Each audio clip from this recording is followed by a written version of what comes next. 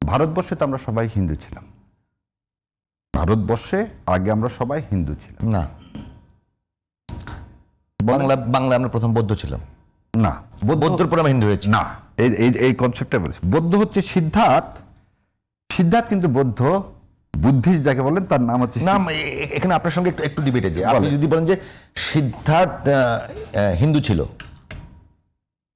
হিন্দু রাজার ছেলে ছিল না, তখন পর্যন্ত হিন্দু টার্মটাই ব্যবহৃত হয় নাই। আচ্ছা, এই জায়গাতে তো আপনি যদি বলেন আমার যতখানি জ্ঞান পড়াশোনা তাতে হচ্ছে আমরা সবাই ছিলাম হিন্দুইজম, এবং এটা না, হিন্দুইজম না, হিন্দুইজমের মধ্যে অনেকগুলো ধর্ম ঢুকানো আছে।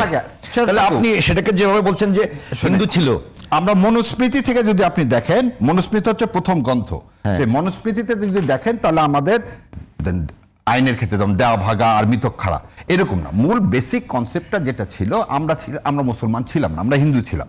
আচ্ছা, এই জায়গাতে ধরে নিয়ে আমরা আগাই, কারণ ওইখানে যদি আপনি আবার যান তাহলে তর্ক আর একদিকে চলে যাবে।